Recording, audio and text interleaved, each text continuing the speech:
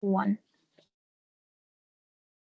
Good morning, good afternoon, good evening, everyone. I'm welcoming you here today for our webinar on unlocking efficiency, the global landscape of building energy regulation and their enforcement.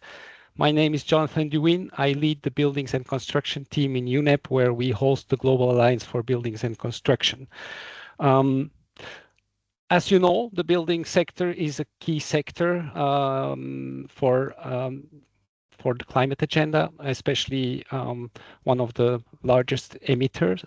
About 1/3 of global energy consumption and CO2 emissions are coming from the buildings and construction sector. While we have seen some progress over the last few years, and especially last year, while global floor surface has continued growing, we have actually not continued having growing emissions related to the floor space. So we managed to, let's say, ensure that we build more efficient buildings overall, but we are still having a challenge to make buildings more sustainable and energy efficient globally.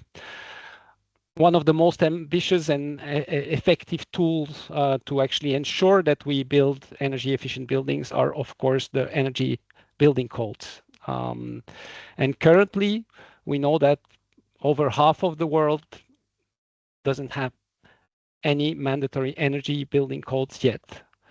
And so that means there's still a number of our member countries around the world that need to take this step towards having ambitious, implementable, enforceable building codes for their country. The issue is not only about having building codes. Of course, once you have the building codes, they also need to be enforced. And enforcement has always been a challenge.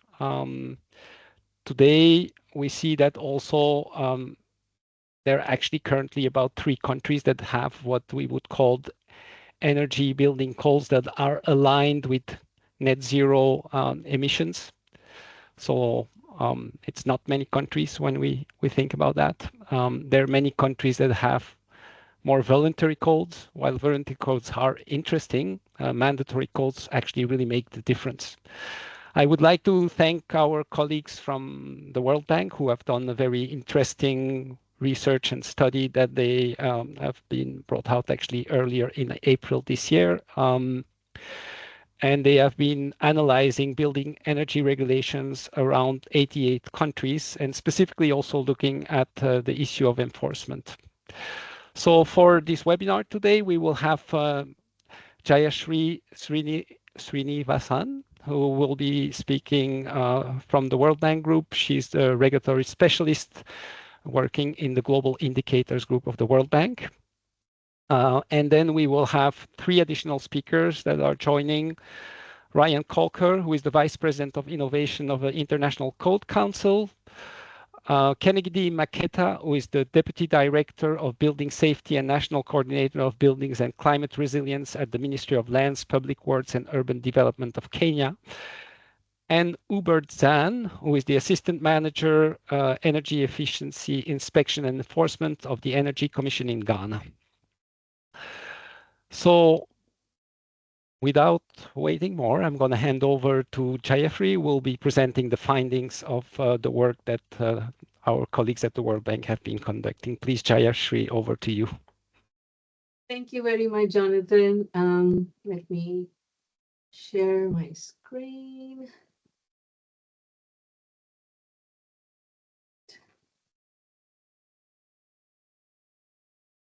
Can everybody see my screen? Give me a thumbs up. That's good. It's loading. Okay. Thank you. You can see it. Thank you, everybody. Thank you for joining us today. So it's particularly fitting that we're having this conversation on World Environment Day, a day where we're all thinking about the responsibility to protect our planet. And so I want to first start by thanking Global ABC for organizing this webinar and our experts who are joining this discussion. Like Jonathan said, my name is Jayashree Srinivasan. I work with the Global Indicators Group at the World Bank. So World Environment Day has always reminded us that when it comes to environmental challenges, we need solutions which are both urgent and practical, right? So that's exactly the spirit behind this report, Unlocking Efficiency. This comes from our the data in this report is derived from our global data set on building energy efficiency regulations and their enforcement. And it really reveals what's happening with building energy regulations around the world. It's not just what's on paper, but also what's working in practice. And we've gone beyond just documenting policies. We've dug into what actually works, where the implementation gaps are, and how different approaches deliver real measurable results in different countries and contexts. So what you'll see throughout this presentation is that effective building energy codes aren't just about having the right technical requirements. They're about creating frameworks that actually transform markets, build local capacity, and also deliver real energy savings on the ground. So, again, on this World Environment Day, what we want to do is to give a practical roadmap, right? So where countries are just starting out or already have codes in place to strengthen the approach to building energy efficiency and take concrete steps towards a more sustainable built environment. So in 2023 alone, 2.5 billion square meters of floor space was added without mandatory energy efficiency requirements. So to put that in perspective, that's the equivalent to building a city the size of Paris every single week, right? But without any guarantees about energy performance. So the scale of this challenge is really immense. So buildings currently account for 37% of global CO2 emissions. And looking ahead, roughly 70% of buildings that will exist in 2050 haven't even been built yet. So this gives us a critical window of opportunity to influence future building stock. And the potential impact is also equally significant. So IEA estimates that energy efficient buildings could generate energy cost savings of over $1 trillion by 2050. So this represents not just environmental benefits, there's a lot of substantial economic advantages to this too. The question before us now is that, how do we turn this challenge into an opportunity? Our research suggests that building energy codes, when effectively implemented, offer a very powerful tool to address this challenge. So this map that you see on the screen tells an important story about global energy efficiency landscape. So we presented data and analysis on 88 countries from our data set in this report. So it's one city per country, so 88 cities, but it covers all 88 countries, which represents just 45% of nations globally. More than half the world still lacks mandatory building energy efficiency regulations. The story of this map isn't about the countries in green, right? It's about the vast swaths which are in gray, where construction continues without energy performance requirements. These gaps represent billions of square meters of construction, which is happening without any guardrails for energy consumption. Europe shows near universal adoption with 40 plus countries having unified building energy codes.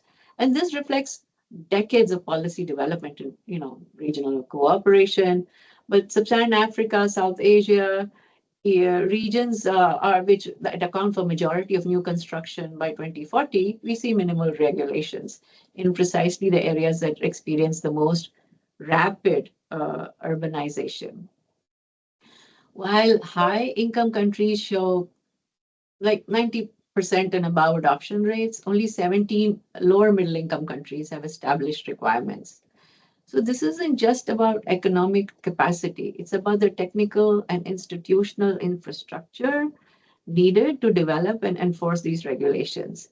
And of course, the absence is particularly concerning in rapidly urbanizing regions across Africa, where today's construction decisions will lock in energy patterns for generations to come. So my presentation will focus on analyzing existing codes. We must also remember that the most urgent opportunity may be in expanding basic coverage in these unregulated areas in gray. So now that we've seen, the global map where building codes exist globally, let's examine what is the coverage of various elements in the codes. So our analysis reveals striking differences in technical requirements across countries, and the pattern tells us, a lot about global priorities and missed opportunities. So building envelopes first. the walls, roofs, floors that separate the inside from the outside are the first line of defense against energy loss. So our data shows roofs receive the most regulatory attention in 62 countries, followed by walls in 57 countries and floors in 50 countries. So this prioritization makes sense, right, from a building physics perspective, no? So roofs can account for 25 to 35% of heat loss in cold climates and massive heat gain in hot climates. So they're exposed to the most extreme conditions, so direct solar radiation, wind, temperature fluctuation. When we see that Finland requires roof insulation that's 10 times more effective than what some other countries demand, they're not being excessive. They're just being smart about where energy losses occur. But here's the more troubling part, right? So many hot climate regions lack envelope standards entirely, despite global cooling needs, right? Growing cooling needs. So as global temperatures rise and cooling demand triples in tropical regions by 2050, this regulatory gap will become a crisis in the making, right? And we should be building today's cooling problems into tomorrow's buildings. Only 31 countries enforce air leakage requirements, and yet we know that air infiltration accounts for about 40% of heating and cooling energy use in older buildings. And this isn't just about comfort, it's about the single most cost effective energy efficiency measure most countries are completely ignoring. So, proper air sealing can reduce energy consumption by 15 to 25% with relatively simple techniques.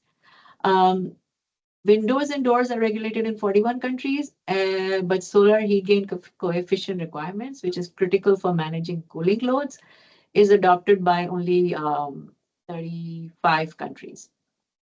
So in regions where cooling dominates energy consumption, if we ignore the solar heat gain through windows, it's like trying to cool a house with the oven door open, right? So this is actually another area of missed opportunities.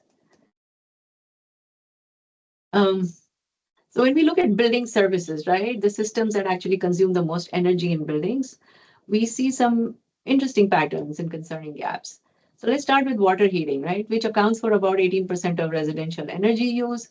We find that 43 countries regulate fossil fuel water heaters and 37 regulate electric systems. This might sound reasonable until you realize that water heating is needed everywhere, regardless of climate.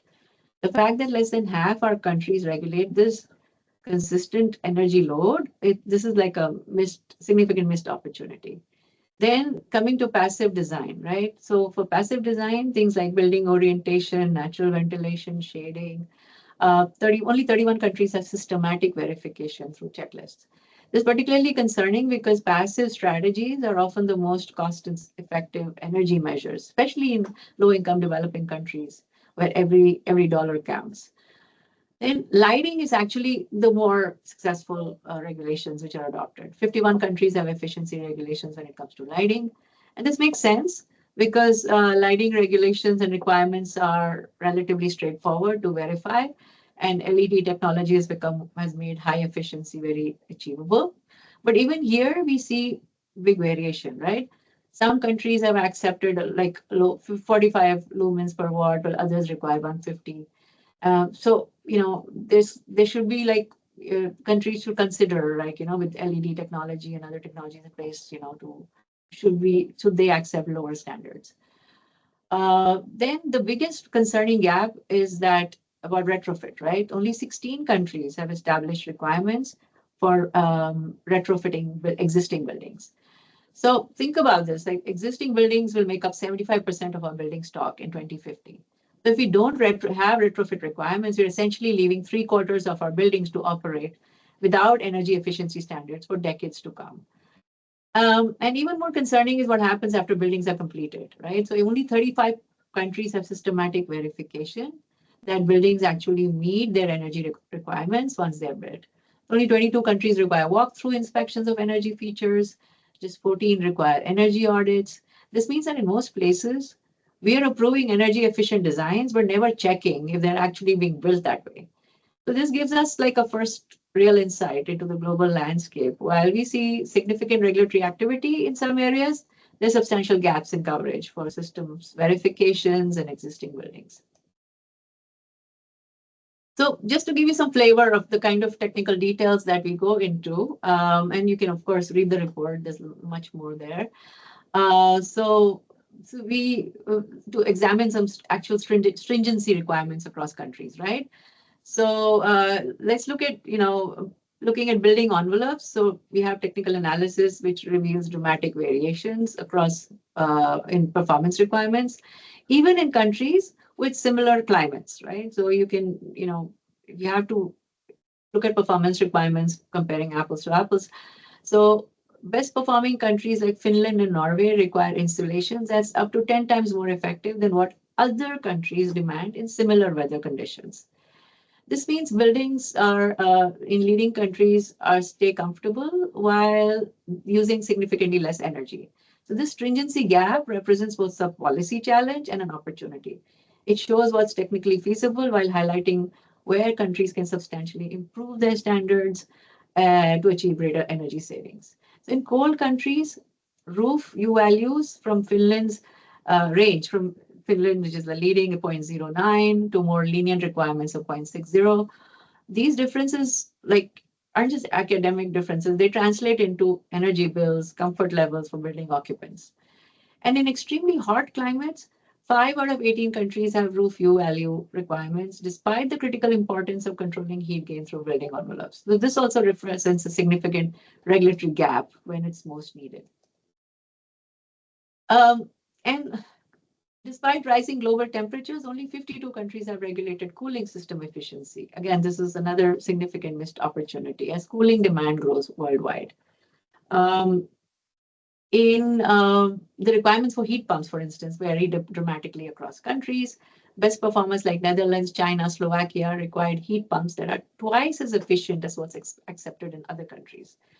And then for air conditioning systems, energy efficiency ratio requirements range from 2.2 to 3.1, representing substantial differences in energy consumption for the same cooling output. LA, Los Angeles in the US leads with the most stringent requirements, while many countries in hot climates lack any requirements, right? And then there's also countries which are strengthening their approaches. They, when you can read in the report, there's a recommendation on establishing technology-specific standards with clear phase-out timelines for less efficient equipment.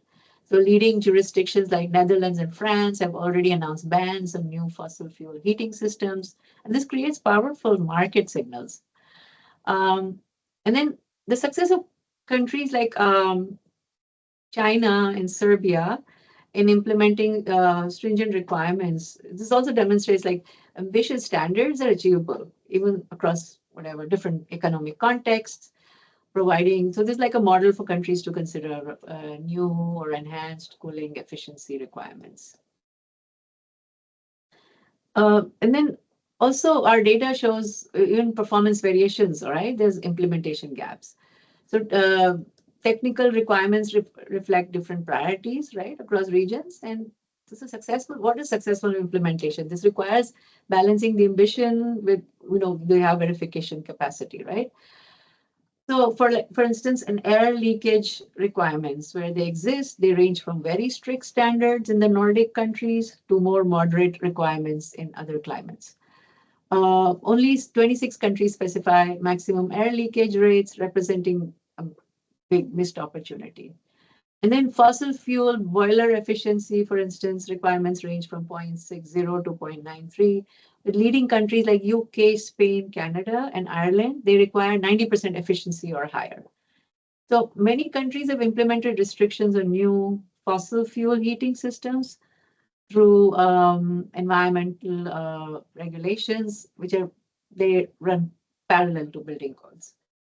And then lighting, right? So luminary efficiency requirements show that Argentina, Lithuania, and Bahrain lead, while some countries maintain a more modest luminary standards. So again, this shows there is opportunities for significant energy savings through updating lighting standards. So all this analysis demonstrates that establishing climate-specific performance requirements, developing clear technical benchmarks, and integrating efficiency requirements into existing building controls systems is really essential for effective implementation. Okay, so having the right requirements is only half the story. Implementation is where the real energy savings happen. So of the 88 countries so one city per country that we studied, 71 have adopted building energy codes, but only 52 demonstrate consistent enforcement. This implementation gap varies by region, right? So Europe and Central Asia the region shows the strongest enforcement with 38 countries maintaining some form of enforcement mechanisms.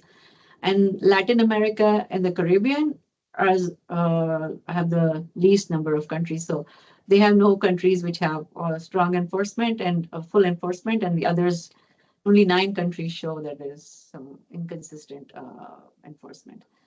Only 33 out of 88 countries have comprehensive inspector qualification and oversight systems. So without these fundamental elements, even the best well-designed codes can fail to deliver their intended benefits. So this includes authorization procedure for third-party inspectors, professional qualification requirements, independent guideline development bodies, and supervisory oversight mechanisms. Again, so our data reveals that 80 countries have some form of enforcement. The quality varies significantly. Only 35 countries require pre and post construction verification, meaning most of the country designs for efficiency, but never verifies the achievement, of the efficiency. So again, this highlights a critical insight, right? So effective of building energy codes, effectiveness depends not just on the technical requirement, but systems established in place to ensure compliance in practice. Oh, financial incentives, right? So we measure this as well in terms of, because we think it's really important for bridging the gap between regulations on the books and actually what is getting them implemented. So what is interesting is how different countries approach this based on their economic context. So in high-income countries like Germany and Singapore, you see sophisticated financing mechanisms. So Germany has this KfW program, which is like a preferential financing program, and it really works hand in hand with their building codes. So it provides the right market signal for adopting the building codes. It's not just about the money, right? It's about a systematic approach that makes it easier for people to go beyond the minimum requirement. So if you go beyond, then they get the preferential financing. And that creates a very strong incentive for adoption and for improvement in standards. Singapore does something similar but different, right? So they have their green mark system, which combines regulatory incentives with financial benefits. So you get bonus floor area for high performance buildings, plus you get direct financial incentives. So basically, they essentially made it profitable to build efficiently. So that, again, provides a very strong market signal. In middle income countries also have gone quite creative with targeted approaches, right? So they have to be able to give incentives, but to give incentives in targeted area that is really needed. So South Africa has a very interesting tax incentives scheme, which is Section 12L, a tax incentive. It's really fascinating. They give you 95 cents back for every kilowatt hour of energy you save. And here's the key, they verify it rigorously. So you have to prove your savings through certified professionals. So since 2013, they have generated these energy savings and created thousands of jobs. Mexico, again, great example, has a completely different approach. They have integrated green financing into their housing policy. So the green mortgage program makes it financially attractive for homeowners to buy efficient homes because monthly savings on utilities are higher than the extra mortgage payment. It's brilliant because it makes efficiency profitable for families and private sector. Even in lower middle income countries, you can see targeted approaches are working. So Tunisia has this very interesting promo ISOL program, which focuses just on roof insulation because that is their priority. They provide rebates and loans specifically for that. It's simple, focused, and works because roof insulation gives you big energy savings for relatively low cost. And India also has great examples of how you can do multiple things at once. They have grants, tax credits, rebates, and loans for different programs. And they have this LED replacement subsidies alone, which have transformed the lighting market. So our data shows that 43% of countries that we studied have some form of incentives, financial incentives. But the most successful ones don't just throw money at the problem.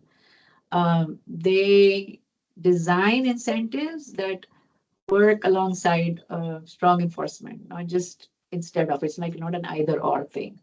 So the best programs are tailored to local market conditions and what people can afford and use. Then moving from financial incentives, which is just one part of the puzzle, right? So technical support systems are equally crucial. And because if you don't offer technical support systems to developers, to users, you're failing at implementation. I mean, you will, it won't be as successful. And we've seen some really creative solutions from countries with different resource levels. So take Algeria, right? For example, they've developed this RETA software for thermal, it calculates thermal regulation, and they made it free for everyone to use. So what's great about this is that, it takes complex thermal calculation that's used to require, that you would require all these expensive consultants, but then it makes it accessible for any designer or builder. It's become widely used because it solves a real practical problem. Czech Republic has they created an online platform where it helps you to do calculation, but also helps you figure out what energy savings you will get, whether you qualify for their financial incentives. They have integrated technical support with the money side, which with the both of them is integrated, which makes the whole system more easier to navigate.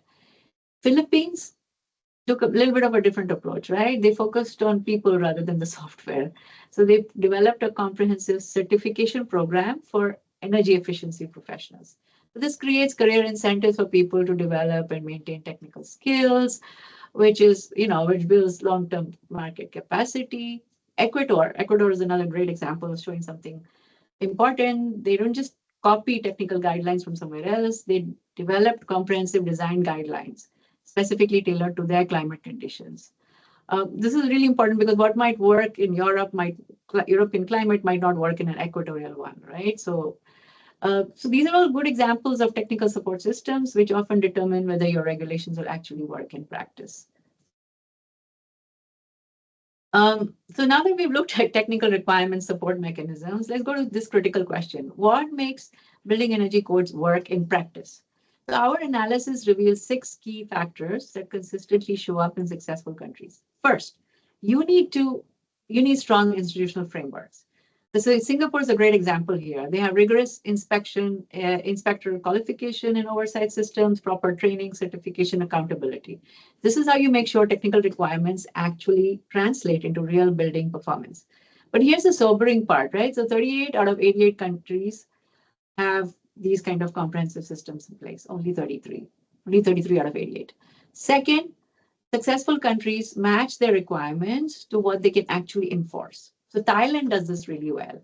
They start with envelope standards for large buildings, and they moved on to complex HVAC, and as their own verification capabilities grow.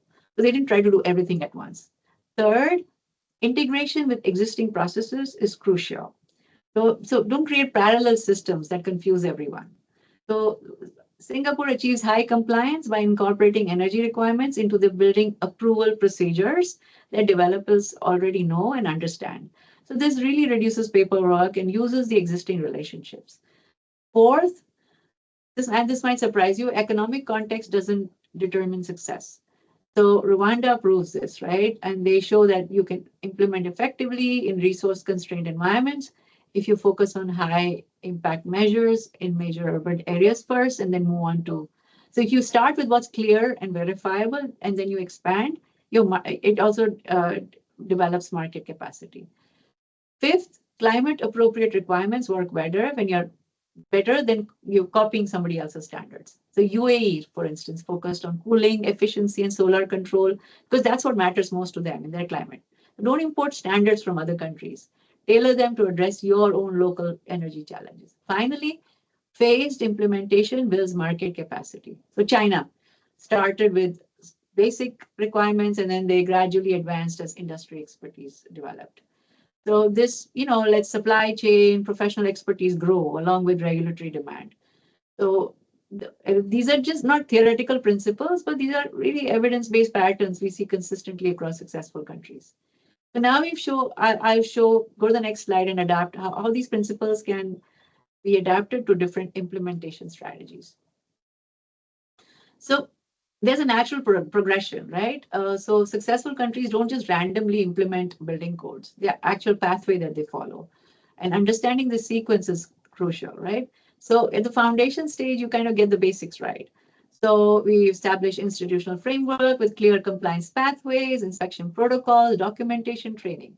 At this stage, the focus is on fundamental elements like building orientation, solar control, start simple, develop to more complex strategies.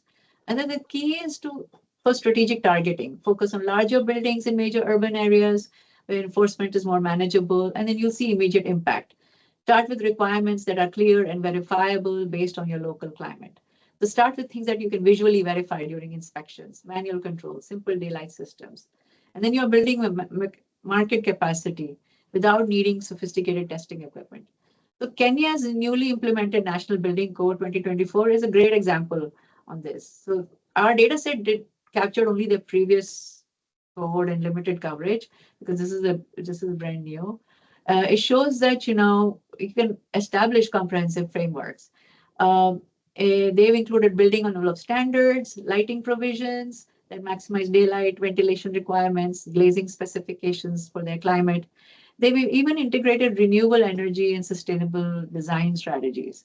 So it just shows you that you can do comprehensive coverage even within existing institutional capacity. Then there comes to development stage, right? So building capacity moves to development stage. You see more comprehensive verifications. Thailand is a great example. They gradually expanded their envelope standards to HVAC requirements and let their verification grow, right? Capacity grow. So this development stage is more about enforcement and establishing relationships with regional testing. You are sharing resources across jurisdictions and getting more sophisticated about performance verification. And then finally, there's the advanced stage where there's full integration. Places like Singapore, where energy requirement is fully integrated into broader building systems. So you move beyond prescriptive to performance-based systems. And then you can allow innovation and standards are very high. So these advanced countries will focus on actual results, not just compliance. And all they're looking at real carbon emissions alongside energy use. So these are the three stages. Then moving on to the practical part. So what specific actions can they take at each stage, right? So again, if you're starting at zero with minimal requirements, which about 70 countries globally, begin with no-cost passive design measures. Rwanda has a great example on this. On building orientation, natural ventilation. Focus on larger buildings. China, again, is a great example there. And keep verification simple. Tunisia uses checklists and visual inspections for roof insulation rather than complex testing. Then next comes the stage of capacity, building capacity. With countries with basic regulations, already have regulations in place. Another 70 countries or so implement regular update cycles. So like Denmark is not really in this bucket, but again, they do 3-year updates that progressively enhance requirements, right? So this gives markets predictable signals. So they know there is a regular update cycle. Then expand technical requirements systematically. Like Thailand is a good example. They went from lighting to HVAC and market capacity built along with it. And then create tailored compliance pathways. So the Singapore's green mark system is smart checklists. They gave a good pathway there. And address existing buildings through renovation triggers. So UK links energy requirements to property transfer and major renovation. So this is like creates natural opportunities for renovation and improvement without disrupting markets, right? So, and then finally, when it comes to advanced countries, we shift from out to outcome-based measurements. France is a good example there. Integrate carbon metrics into energy requirements, establish retrofit requirements. Netherlands has done a great job in that aspect. Support technology transfer. So the beauty of all these approaches is that countries can make continuous progress regardless of where they start. So each stage can build on the previous success of the previous stage. I know I'm really running out of time. So as we wrap up, let me come back to something really striking. Only our study covers 88 countries, but that's less than half the world. Most countries still don't have any mandatory energy regulations at all. So first, we are racing against time. Every single week, we are adding the equivalent of Paris to new buildings. Most of this is being built without any energy standards. So, and this is locking in, for future. Second, our research shows building codes can be incredibly powerful climate tools, but here's the catch. They only work if they're being implemented properly. So third, and this might be the most important finding, the success isn't about the most ambitious standards. It's about having approaches that work, actually fit your country's capacity and market reality. The countries that see real energy savings are the ones who design their codes thoughtfully and not necessarily the ones that have the highest targets. So what do we need to do? Three things urgently. First, we need to expand coverage to regions that don't have codes yet, especially in Africa and Asia, where the most construction is happening. Second, we need to strengthen enforcement where codes don't already exist. And this could deliver big energy savings for small policy changes. And third, we need to tackle existing buildings because that's a huge part of the puzzle. Our report, Unlocking Efficiency, is really our call to action. We've shown what works, we've identified the gaps, and we've laid out the roadmaps for countries at every stage. The question is, are we going to act on this? If we adapt these lessons to local contexts and work together with the urgency that it requires, we can really completely change how the energy story for buildings around the world. So big thank you to everybody for listening. You can download our report from our website. What's next is that we are preparing for a round 2 of our global data set. We plan to expand the number of cities that we cover, more cities per country. Also go dive deeper into enforcement so that we can give our policymakers more actionable data points. So stay tuned. If you want to engage with us and participate in round 2, please email us at buildinggreen@worldbank.org. Thank you very much. Thank you very much, Jayashree, for this comprehensive presentation on the report. I'm sure there's much more you can learn if you read the reports. I would encourage everybody to go and get the report on the World Bank's website and actually read more in detail. But I think it's a very good analysis and very interesting to see the different experiences from different countries. And I can only say that I agree 100% with the important part of being context appropriate. Buildings are a local thing. We all have buildings, but they are different in different climates in different areas. And I would even say in a country you can have different climate zones. So Exactly. even then you need to think about the different climate zones. So it's a complex issue. But thank you. I will kindly invite my colleagues, Ryan Colco from ICC, Kennedy Maketa from Kenya, and Uber Zhan to join me here on the screen. And in the next part, I will just collect a bit, their reactions to the study. I mean, all of them are working on building codes and know well about the challenges of this. And maybe I'll start with Ryan, because I know that the International Code Council has been really looking into how do we ensure like the enforcement happens, and what is needed to actually maybe help the countries getting there and support governments that are looking at the challenges of enforcement. And so maybe you, Ryan, just your reactions a bit on the study and also explain a little bit more what the vision is on ICC side to help the countries with enforcement. Yeah, thanks, Jonathan, and thanks, Jayashree, for an excellent report and summary. A little bit of background on ICC. We develop model building codes and standards and help communities sort of around the world effectively implement codes. And I think it's important to note, sort of the codes that we're looking at are models. So they really provide a starting point, but to the point that Jonathan and Jayashree made, it's about sort of adapting and right-sizing those codes to the local context, and really being able to sort of dive in, with national and local governments on what's actually going to work, in context. I think overall the report is a really great opportunity to bring light to what's needed, where we are seeing successes, and I think particularly sort of across the spectrum of where various different countries and cities are in the code process. So ideally, countries can find sort of other countries in similar positions as them, and really look to sort of what has been successful, where are great starting points, and how can individual countries sort of identify a potential path forward. I particularly appreciate the focus on enforcement and right sizing. So, a code on paper doesn't necessarily deliver the results that folks are looking for. And so we've been working through the Buildings Breakthrough on Priority Action Area 5, which is around capacity and skills, to really support the identification of both institutional and personnel capacity that's really needed to support enforcement. And so would certainly encourage folks to engage in that process, help us identify existing resources and resources that are needed to help support sort of in that enforcement phase. I think the other piece is on the right sizing side.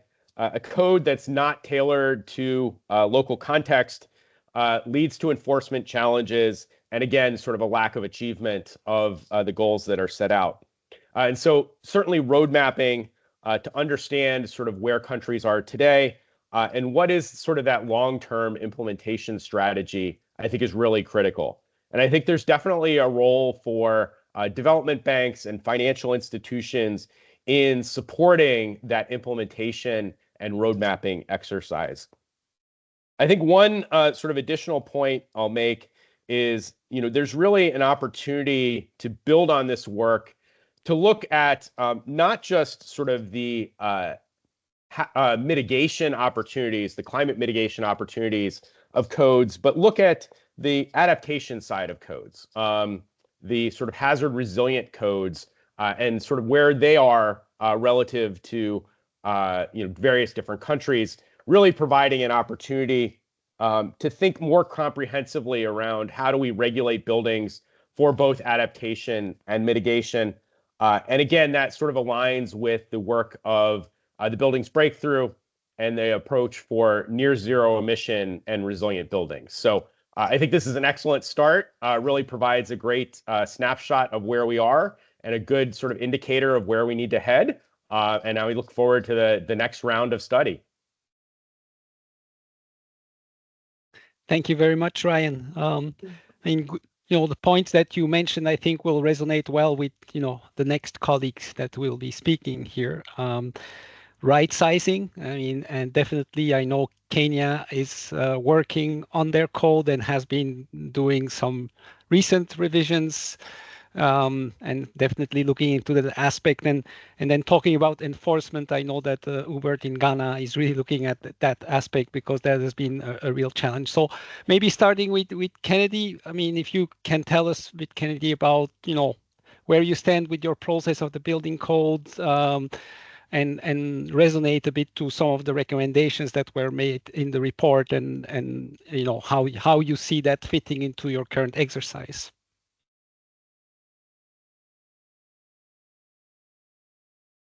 Kennedy, you are muted.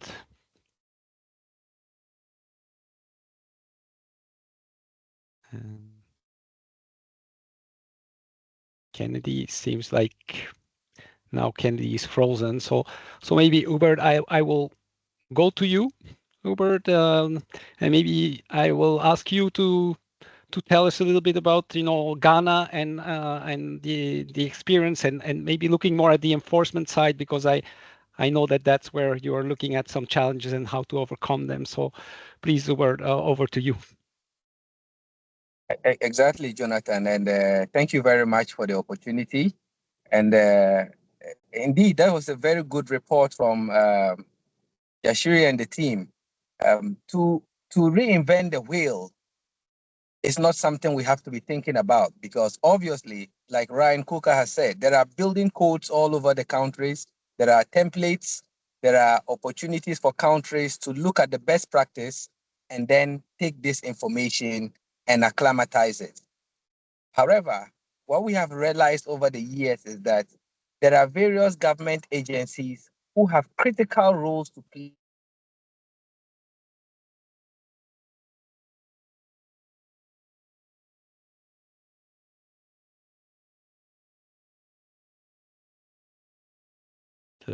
The choice of online technology.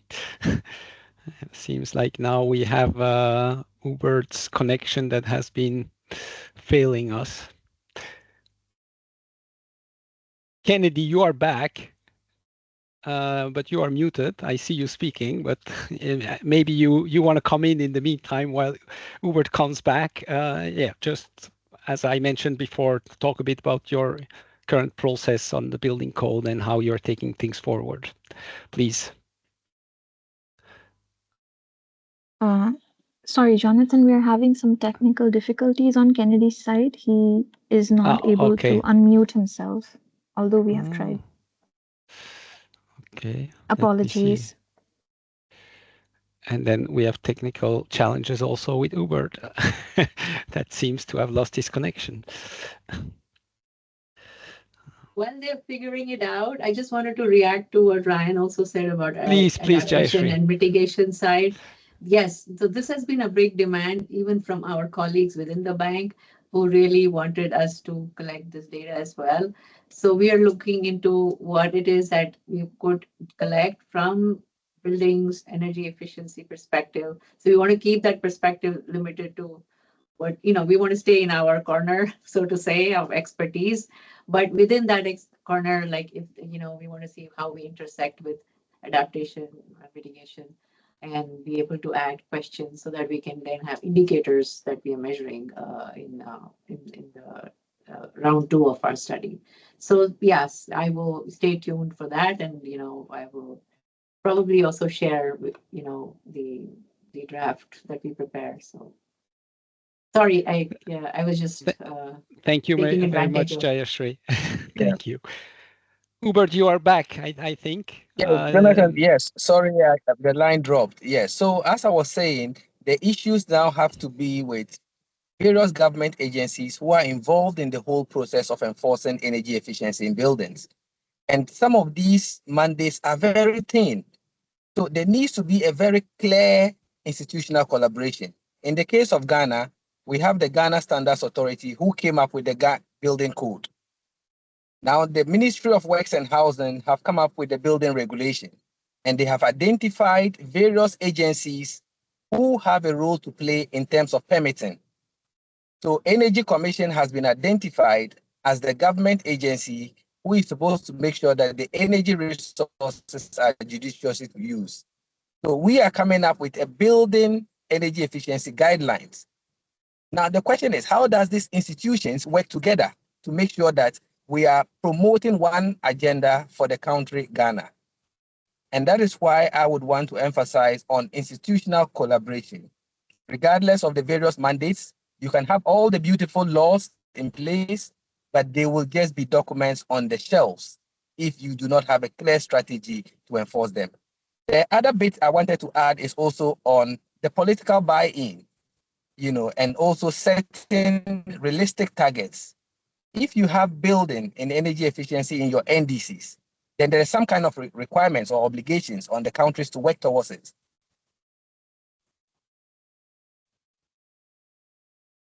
Everybody is working in silos. Ideally, things that we need to look at. And it's beautiful to say that in Europe, a lot of the buildings are being retrofitted. But that is not the case in Africa because a lot of the buildings are now being established. And so we have the opportunity to make sure that we have learned the best practices from Europe. We are incorporating energy efficiency at the initial stages of permitting before we even go into inspection of the building envelopes. So these are my interventions that I would want to make and emphasize that institutional collaboration is very key. Identifying a clear strategy to enforce is also very key. Otherwise, all of these will just be documents on the shelves. And you do not need to reinvent the wheel. There are best practices. You just need to adapt it and look at the best climates for the various countries as well. Thank you very much. Thank you very much, Hubert. And well pointed at the fact that, this is an opportunity for many countries that still have to start, that actually have more buildings to build actually than existing buildings probably. And it's sometimes easier to start from scratch and make sure you do it well rather than start retrofitting, which I can tell you here in Paris is a major issue. Even if they have now like very stringent regulations in terms of energy performance of buildings, it's really complicated to do the refurbishment. So it's really good to be able to do that at the early stage when you start a new building to actually build it right. So I guess that's a very important point.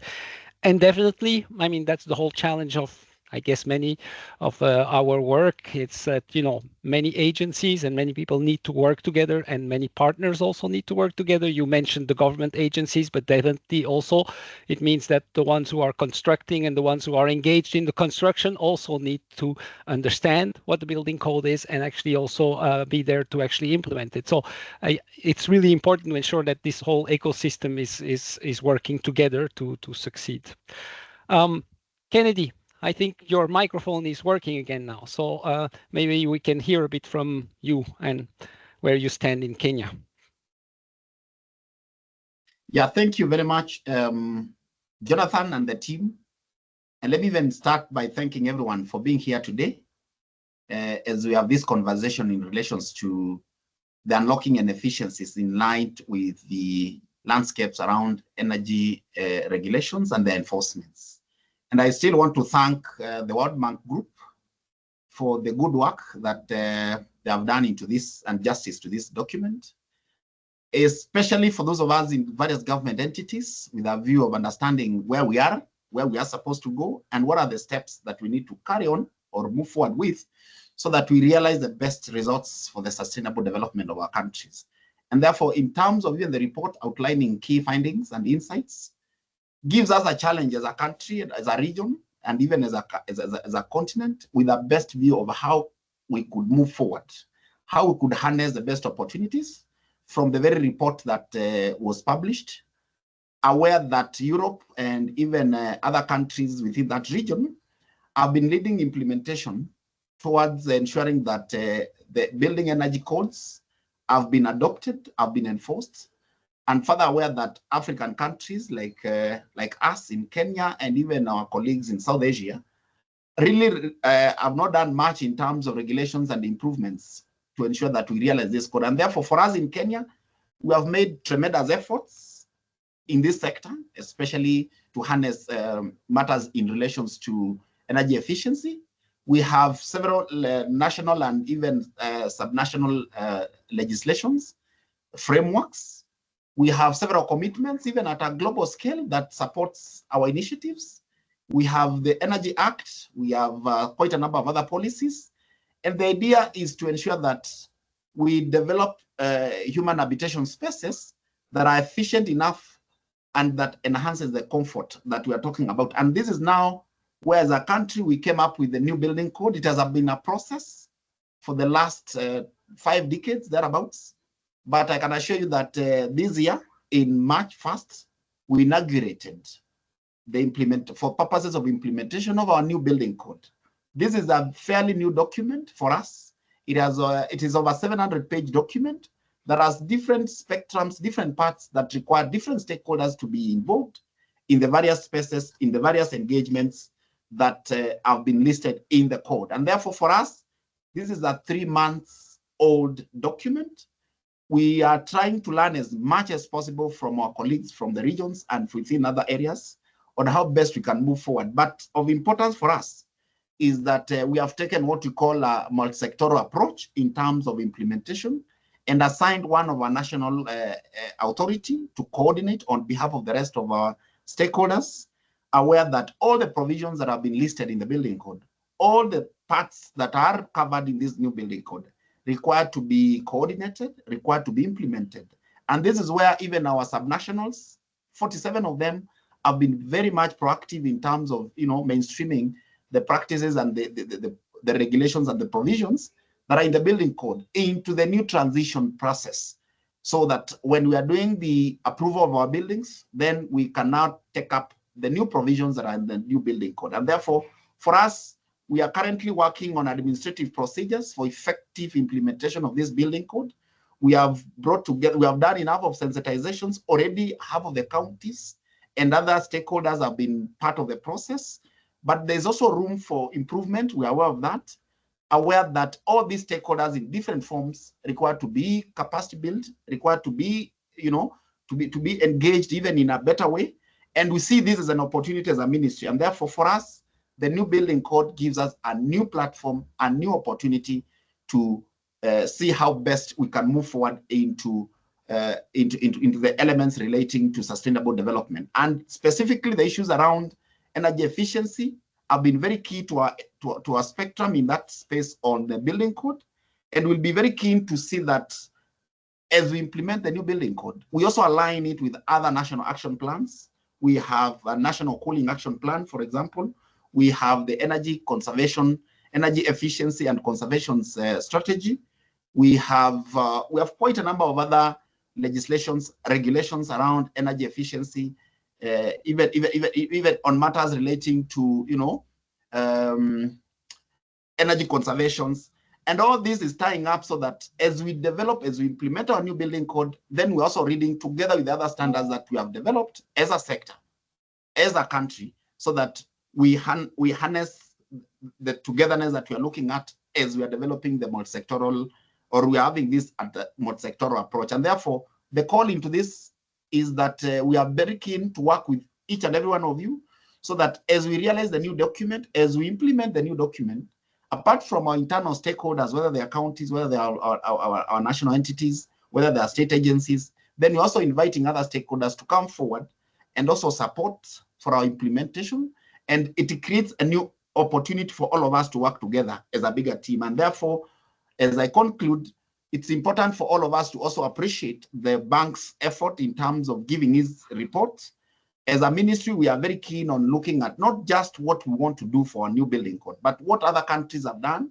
There is a lot that we can learn from the Europe. We can also learn from other, global North countries for effective implementation of our new building code moving forward. And I look forward that as we also have this kind of a report, especially the phase 2 of it, then as a country, as a nation, will be in a position to mark some milestones towards implementation of the new building code. Thank you very much.